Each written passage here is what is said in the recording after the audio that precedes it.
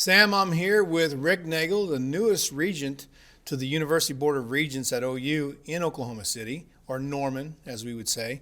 And he's here taking a tour of the other two universities, particularly with Rogers State right here in Claremore. Thanks for stopping in and stopping by and saying hi today. Oh, it's been the outreach has been fantastic. Everybody here's rolled out the red carpet. There's a lot to see. There's a lot going on up here that, frankly, more people need to know about. So when you became a regent, did you know OU had two sister universities under its umbrella? I didn't. Coming into this thing, I'm a business guy, so obviously focused on private sector initiatives, not an academic aficionado at all. And I've been on this job now for 100 days. And so I was very surprised to find out that, that not only Rogers State, but Cameron down in Lawton are part of the Regent system. So your short stint so far on campus, what has surprised you? Well, a couple of things. So first of all, not necessarily surprised, but good validation. Just the passion for the university is infectious. I mean, people up here are innovative. I think the alignment with the private sector has been a pleasant surprise, but one that makes sense. To stay competitive, you got to maintain that kind of connectivity, so it makes the classroom experience of what you're doing more relevant. So it seems like the kids coming out of here are probably a lot more job ready, maybe than other universities around our state. We went out and toured what was going on at Mid-America out in Pryor, which I'd been familiar with that, and obviously been getting a lot of press with Canoe and Google and all the other great announcements that are going on out there. My friend Dave Stewart, who runs that, has done a great job. And just the investment and the partnership that has been created there, and the culture of innovation is incredible. It's the model the whole state should be using. And did you know you had a public TV station here in your backyard? Not at all. No, I walked in cold to this one today. So I tell you, it's one of the, I think, the best assets we have on campus. Not just the professors, but when you add the professors and what they bring to the table and this TV station, it's a great asset in the community.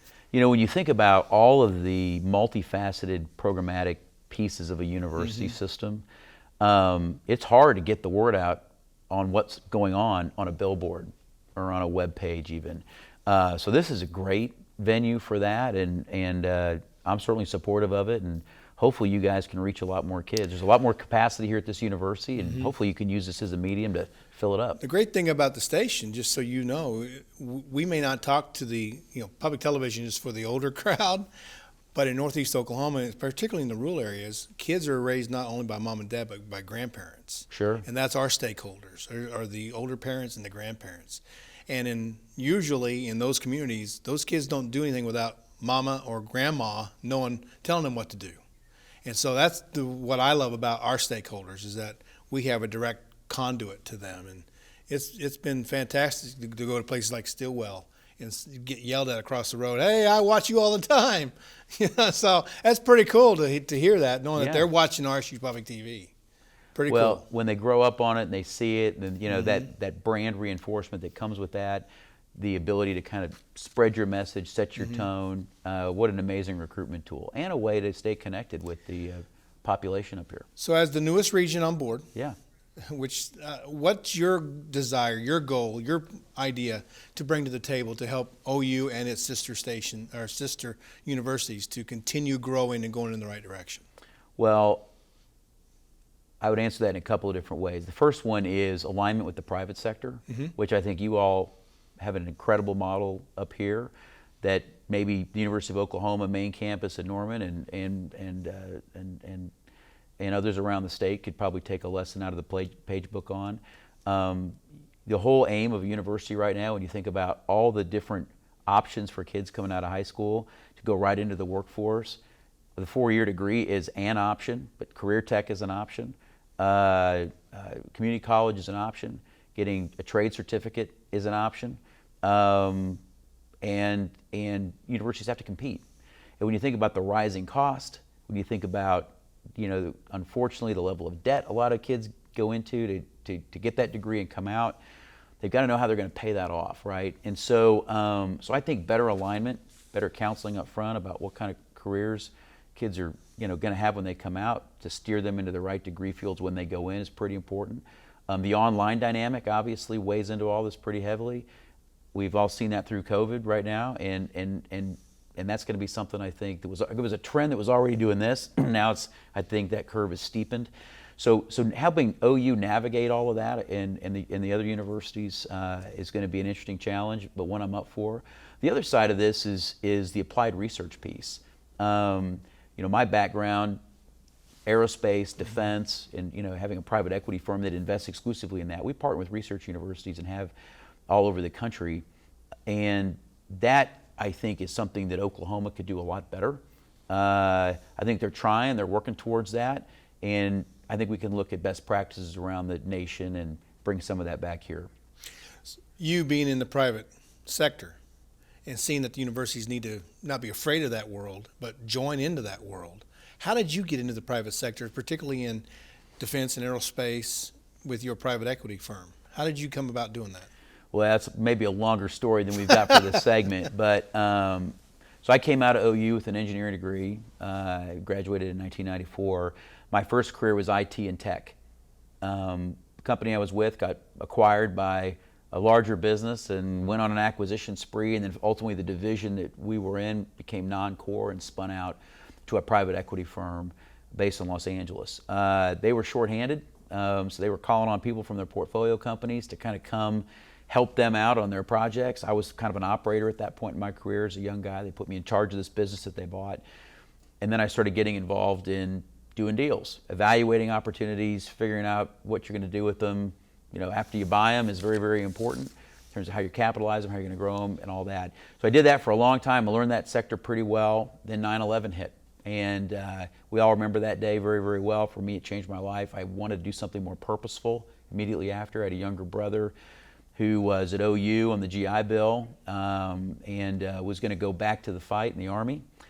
Felt like I needed to do something, and so I pivoted my career, to make a long story short, into supporting our warfighters in our industrial base and making sure that the companies out there that we depend on the most to provide readiness and critical equipment and provide services that protect our warfighters, that those companies were properly capitalized. So I just made a pivot and decided to do private equity in aerospace and defense.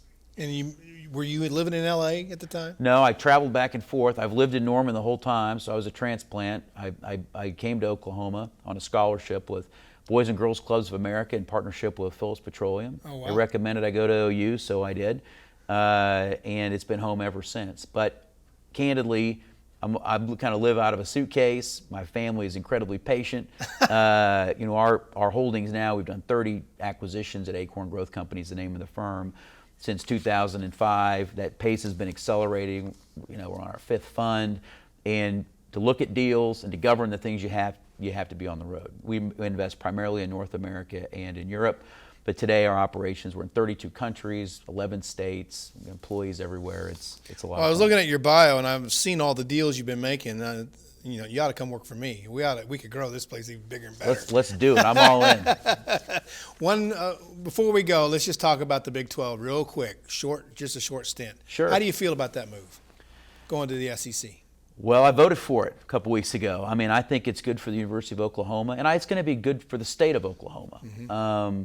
And obviously, being the new guy here with not even 100 days on the job, I do not profess to be an expert on all things athletics, but we've got one of the best athletic directors, if not the best, in Joe Castiglione at OU.